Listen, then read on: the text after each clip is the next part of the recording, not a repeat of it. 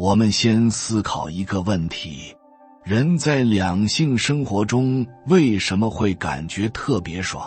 体验为什么会那么美妙？很多人给出了自己的回答，当然这些回答多种多样，包括生理反射、神经反应、各种化学反应等等，但是这些都不是本质。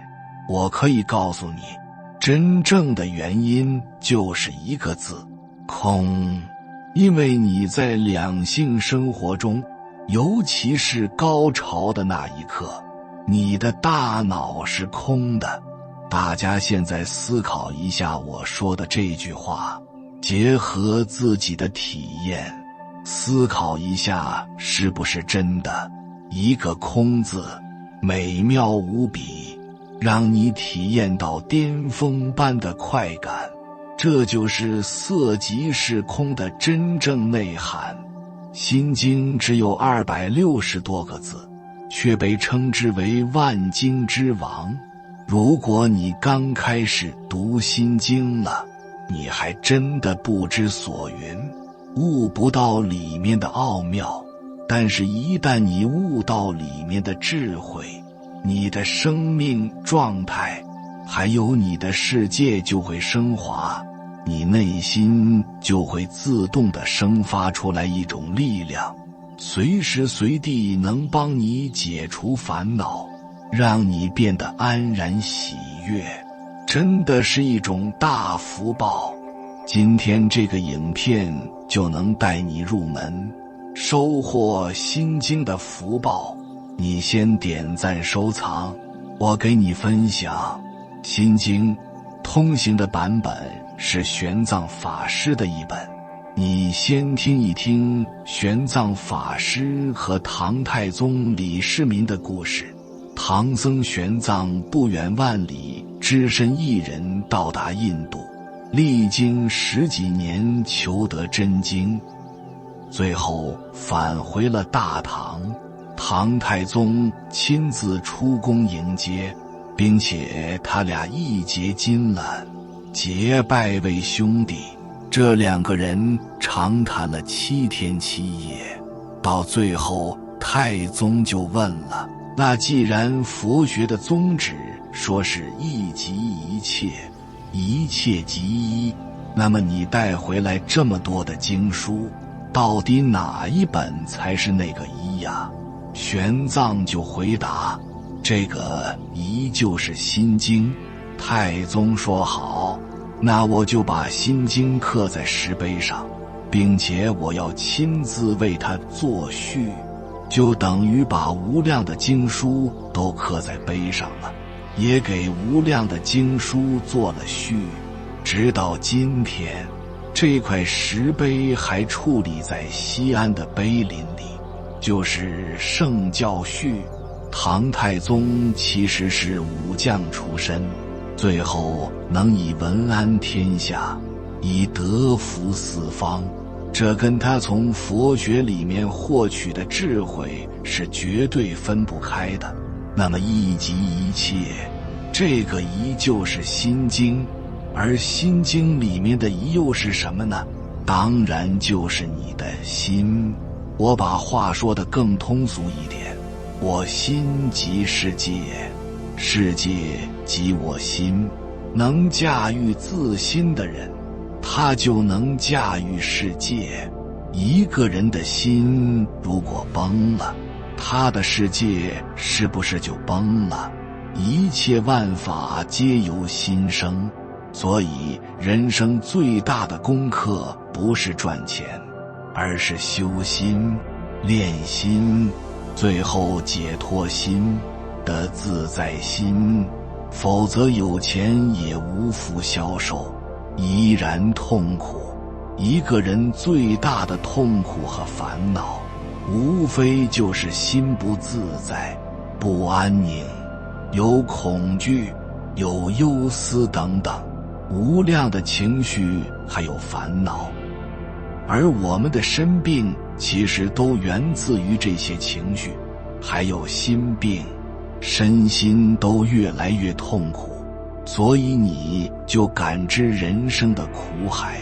那我们凡夫在面对这种新的痛苦的时候，会做出什么样的选择呢？我们就会疯狂地去寻找外物，然后来获得片刻的安宁，就像借酒浇愁，结果呢，愁更愁。但是我们还是会一直重复这样的行为，赚更多的钱，买更大的房子，甚至要找更多的女朋友，感觉这样我的心里就应该快乐。当然经历过的人都知道，并不会，外物是没有办法给你真正的快乐的，最多就是瞬间的快感，过后还是失落、彷徨、焦虑。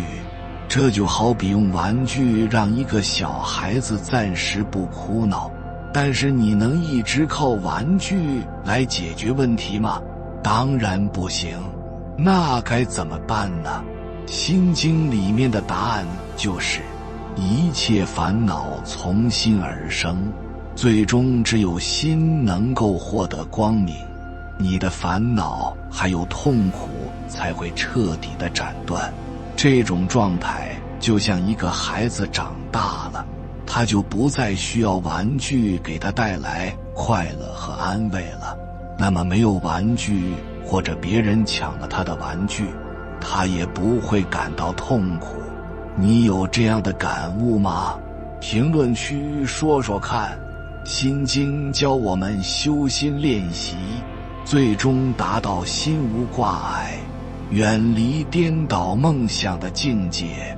心经里面大家最熟悉的一句话就是色即是空，空即是色。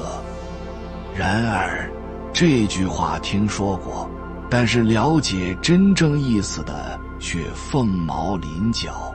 很多人甚至这么误解，色即是空，那就是好色没什么问题，反正最后都是空的，什么都没有了，所以就大胆的好色吧。这都是胡说八道的。如果你了悟色即是空，哪怕是一点点内涵，你的烦恼也会减少一大半。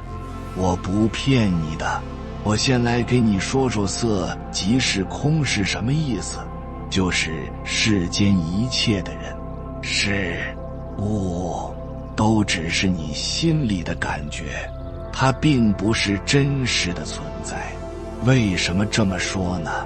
我举个例子，比如说我只要拿个手机，你说这个手机是大还是小的，不管你觉得它是大还是小，都只是你的感觉。什么感觉呢？对比出来的感觉。如果我玩上5分钟 iPad 之后，我再拿起这个手机，我突然就会觉得这个手机好小。所以它到底小还是不小，只是你的一种感觉对比出来的。一切人事物都是这个概念。你看电影就知道了，电影看起来是动态的，还能把你整得哭啊、笑啊，啼笑皆非，对吧？带着很多情感。但如果你把电影拆分析了，那个一帧一帧的画面，1秒钟是25到30帧，最后是一张一张的照片，然后组合在一起，用很快的速度把它放出来，就成了一个动态的、有情感的、能把你弄哭的东西。所以你在电影院里面会哭，但是你走出来以后，你不会继续哭，因为你知道，在那个里面在难受，那也是你当时的一种感觉，那不是真的。这就是色即是空，所有你经历的一切事物都像这个电影一样，都像你拿着这个手机的感觉一样。是你的一种感觉。比如说，小时候你有一个火圈，怎么形成的呢？点一根香，那个香头烧红，然后快速地转起来，是不是形成一个火圈呢？但是请问，那是真的吗？那是你的感觉，那是个火圈吗？你长大了就明白了，就把这个事情看透了。所以所谓的觉悟，就像人长大一样，你慢慢的会看到很多的事情都像这个火圈一样，它只是一种虚幻的感觉，你不用太当真，你更不能被它伤害。所以有智慧的人都知道2点。第一点，一切这种感觉并不是真实的存在，没有什么事情是真实的存在的，都是你心里面的反应和感觉。第二，这种感觉它随时随地都在变。我再举个例子，比如说，如果我捏了一下，你肯定会生气，甚至还要打我，对吧？但是如果一个美女捏你一下呢，你还会觉得很爽。同样都捏得很疼，但是一种反应是你想揍人，一种反应是你觉得很爽。你现在明白了吗？所以真正影响你的都是你心里的这种反应。当你以后遇到所有的烦恼和问题，你就默念这2点。这件事并不是真实的存在，它只是一种感觉。第二，它在不断的变化，就像刚才那个美女捏你，你觉得很爽，后来那个美女真的嫁给你了，跟你过了几年，她在捏你了，你还是想揍她，她在变呐。所以你只要有这种智慧，就能平静下来。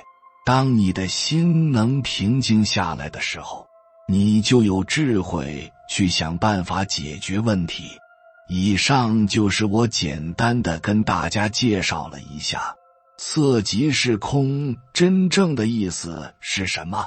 你们肯定有很多的智慧，欢迎在评论区打出来你的看法。接下来我要跟大家讲空即是色。这句话如果不读懂，你千万不要轻易的学禅修道。如果你只记得色即是空，那是坑人的。你先听一下空即色是什么意思。有一个20多岁的年轻小伙跟我讲，老师，你不要跟我讲什么梦想，你也别跟我讲什么人生理想，我已经放下了。我问他，我说你1个月挣多少钱？2000。有没有钱孝顺父母？没有。有没有钱娶媳妇儿？没有。未来有娃了，能不能给他最好的教育？不一定。你看到没有？这样的人，他居然说他已经放下了。你告诉我，你放下啥了？拿不起的人，你告诉我，你放下啥了？有的人说放下屠刀立地成佛，你刀都没有，你放下啥？有的人说淡泊名利，你哪有名利？你没名利，你放下啥名利？所以真正的放下是拿得起放得下。所以很多愚蠢的人就是一事无成，整天安慰自己平平淡淡才是真。什么叫平平淡淡才是真？那些经历过风云变幻的人，功成身退的人才敢说平平淡淡才是真。大家听懂了吗？所以你得明白色即是空的意思，就是我们每个人都生活在如梦如幻不断变化的感觉里面，没有什么东西是真的，所以要超然于外物，不要让外物绑架了自己的心。他告诉你的是这个事儿，但是并不告诉你这个世界上所有的东西都没了。空不是没有，空是会变化，这是空的本意。就像你如果种善因，它就会往好的果子上变；如果你种恶因呢，它就会往坏的果子上变。种瓜得瓜，种豆得豆嘛。万法皆空，唯因果不空。所以如果你想活在这个感觉里面，你想活得好一点，那么你得种善因。如果你不种善因，你邋邋遢遢，你整天颓废、沮丧、放弃，那你一定活在恶果里面。所以佛家才说，但行好事，莫问前程，就是告诉你要勇猛精进，利益大众，做好事。那么你永远都会活在相对比较好的感觉里面，虽然它也是虚幻的，但是那种感觉让你很有福报。听懂了没有？这才是真正的空即是色，色即是空，色不异空，空不异色。可以说这句话是心经的精髓，也是佛陀思想的本质。但是很可惜，佛法难闻，这句话的本意少有人知。那么色不异空到底是什么意思？或者说对你又有什么样的妙用呢？太有用了。色空它是一体的，它没有差别。色不异空，如果你用浅层次来理解，色就代表物质世界，空就代表精神世界，这样好理解吧？就像做企业，你的业绩、你的市值、你的团队干得怎么样，这叫色，就是看得见的世界。但是还有一种无形的世界，认知、思想、魄力、胆识，这个叫精神世界。所以你看有的企业为什么做着做到1000万，做到2000万，再也上不去了，就停在那了。为什么呀？因为那个老板的认知、思想、魄力还有胆识，他就只有2000万，他没有在精神世界上去重构，所以他的企业就做不到。表面上是业绩的兴衰，其实本质是老板精神世界的重建和刷新，这就是色和空的本意。那反过来，为什么有的企业干着干着挺好，结果又垮台了？这就是德不配位。啥意思呢？这个老板他不再进步了，他不再捍卫他最开始创业的这种精神。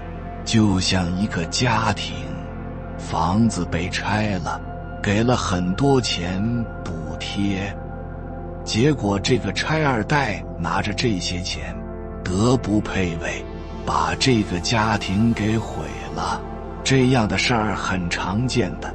所以你看，人字是一撇合一呢，一撇代表物质，一捺代表精神。一个人如果光有物质没有精神，那么这一撇他就撑不住了。所以光在那琢磨怎么赚钱来享受的人呢，他没有精神世界的升级，那么这个人他迟早都会崩掉。这是浅层次的理解，光能够收到这层意思，对你的帮助已经很大。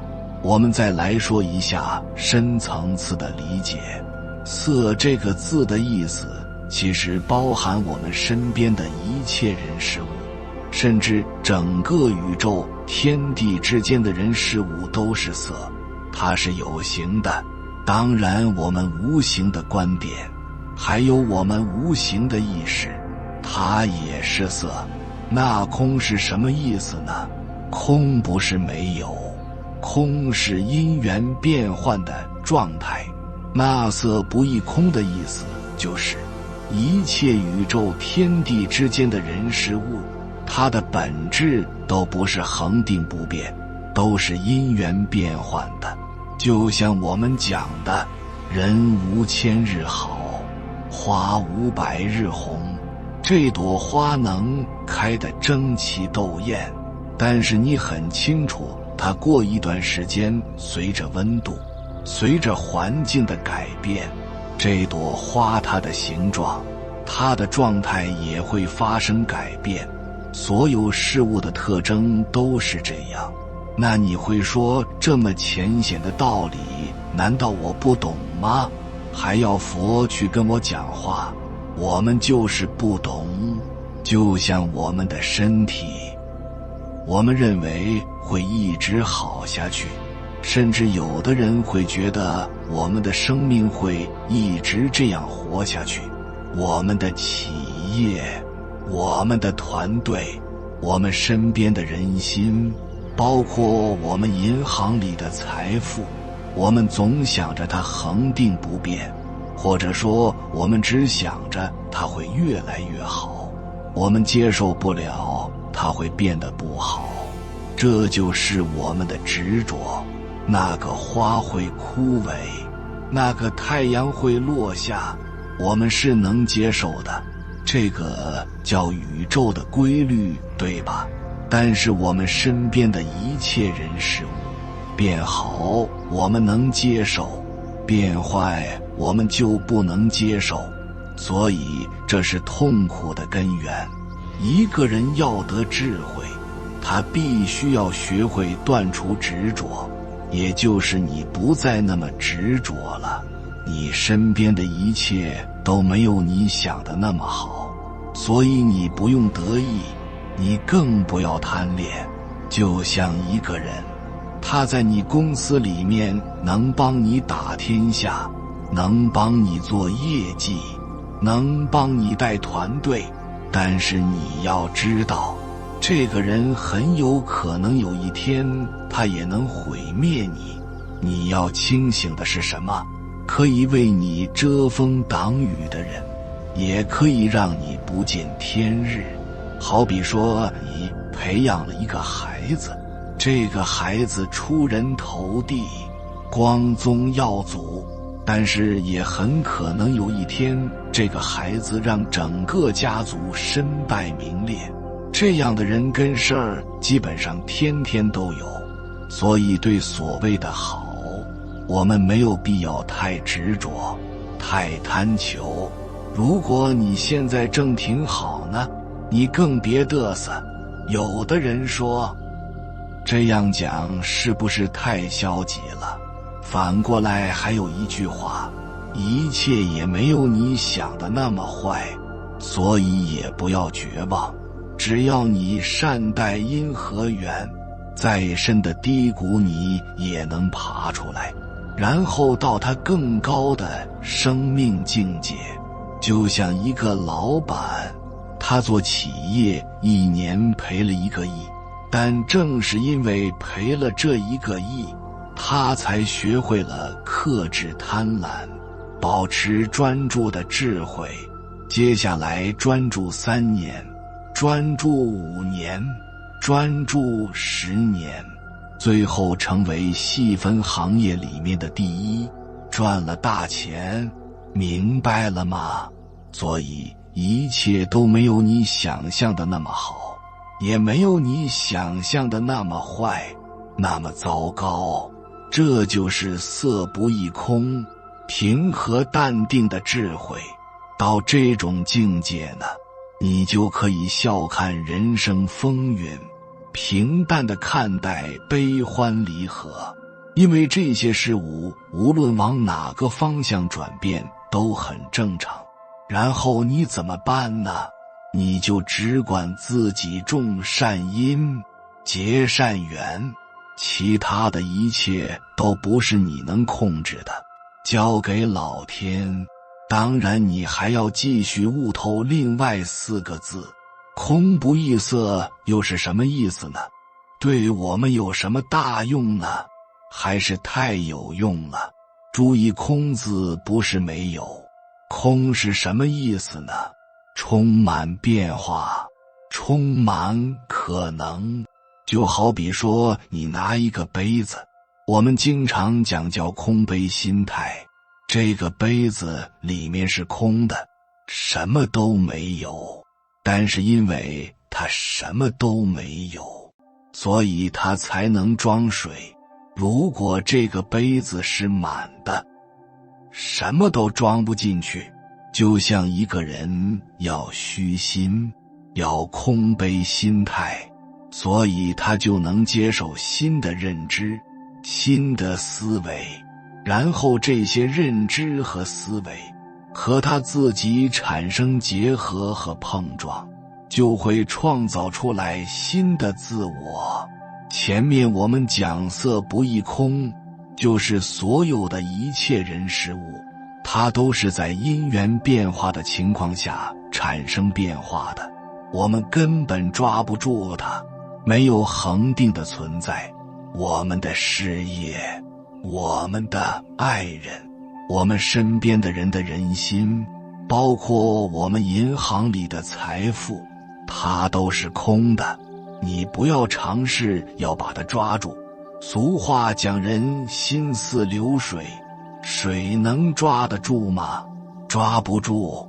所以你发现没有，有的老板他身边一个人对他忠心耿耿，结果莫名其妙的过了几年之后，这个人离开他了，甚至还背叛他了，甚至还跟他对着干。请问这正不正常的？很正常。你就这么理解，色不异空，一切事物都是因缘变换的。当然有的人就说了，那算了，我就不搞了，既然什么都抓不住，我还挣钱干嘛？我还奋斗干嘛？我还那么自律干嘛？我就是个傻子，反正生不带来，死不带去，那就每天混吧。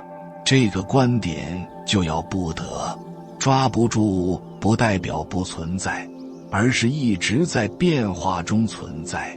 好比说黄河，它时时刻刻都在变吧，上午的黄河跟下午的黄河就不一样，今天的黄河跟明天的黄河也不一样，但是黄河它存在，它在变化中存在。我们的身体，包括我们的想法，也是时时刻刻都在变，但是每时每刻都有身体和我们的思想存在。这一段的意思就是4个字：空即是色。虽然它是变换的，但是它也是存在的。当然关键是它是变成好的存在，还是变成坏的存在。就像我们的身体会变得更健康，还是会变得更病痛，那就取决于你的心了。为什么？因为你的心会决定你种什么因，结什么缘。就比如说你心里有这个念头，那既然都抓不住，也带不走，那就没有必要奋斗了，也没有必要自律了。这种心性就是恶因，就是恶缘，那么它一定会结出恶果，最后就变成了一个坏的存在，是你很讨厌，你不想要的一种人生。因此空不异色的本意就是一切都是充满变幻的存在，我们不要尝试去抓住，抓不住。那些跟外物去争斗的人，都是愚昧无知的人，没有开智慧的人。那能抓住的是什么呢？就是你的心。你唯一能控制的就是控制自己的心呐。能够驾驭自己心的人，就能驾驭因缘，最后就能驾驭结果，驾驭世界。所以智慧的人从来不改变世界，因为他知道根本抓不住，也改变不了。那他改变什么呢？改变自己的心，这就是高手。心经只有260个字，他就谈一件事，就是如何解脱心里的烦恼，最终达到心无挂碍、自由自在的状态了。那为什么心有这么大的力量呢？你会说我也有心呢，我没有感受到心有这么大的力量。你听个故事，比如说你手上抱了一堆书，在路上走着，然后突然之间被一个男孩子给撞倒了，书洒在地上，你会怎么反应的？你瞎呀？你走路不长眼啊？你看到没？这是你的反应，对吧？但是反过来假设，如果你刚才抱了这一堆书，然后对面撞过来的是一个美丽的姑娘，你会怎么说？你会跟姑娘说，没事儿没事儿，我手上这些经史子集本身平时就每天束之高阁，今天掉在地上也该让它接接地气了。你看这个话说得多漂亮，你多大气呀！同样一件事情，前面是一个男孩子撞到你了，现在是一个姑娘撞到你了，你发现你的反应完全不一样，你的心情也不一样。所以你觉悟了什么呀？伤害我们的不是事物本身，是我们的心对事物的反应。也就意味着，不管你遇到什么样的事儿，哪怕是烂事儿，你能像刚才被姑娘撞到的那种善良的反应、正向的反应、大气的反应，那么你的世界里面就没有坏事。所以说，读懂了心，那么谁都伤害不了你。你能驾驭你的心，你就能驾驭你的世界。所以真正的高手，他不改变世界，他只控制、驾驭自己的心。心经里面为什么会说无眼耳鼻舌身意？这个眼睛、鼻子、舌头、身体还有意识，这不都有吗？怎么会无眼耳鼻舌身意呢？这不胡扯吗？所以很多人看到这一句话理解不了，就把这个书闭上了，再也不读。你把万经之王心经给扔了，太没福报了。如果你要是觉悟了这句话的意思，你的思维境界瞬间就放大。我真的不瞎说，这里面的无并不是没有，你可以把它理解为超越，不设限。我讲2条。第一条，以眼睛为例，咱们的眼睛是很有限的，眼力你比过鹰吧，你像 WiFi， 你看不着，细菌看不着，非常远距离的星球你也看不着。所以你不要太相信眼见为实，这个是非常有局限性的。鼻子也不行，鼻子比不过警犬吧。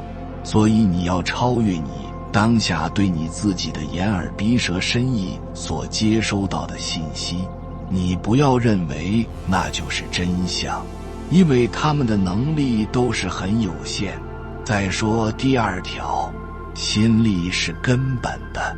你比如说心不在焉的时候，眼睛是看不见的。如果你在那思考问题，心不在焉，眼睛前面走过来一个美女，你看不着，有这种感受吧？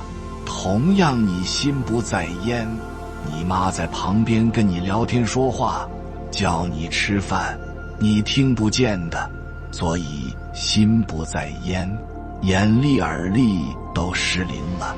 再者，心情不爽的时候，跟女朋友闹情绪的时候，打架的时候，你发现好吃的牛排，你的舌头再也没有那个味道，跟嚼那个脚后跟似的，同样还是那个牛排，是因为你的心变了，所以你的舌头接收不到这个味道，所以心力是根本。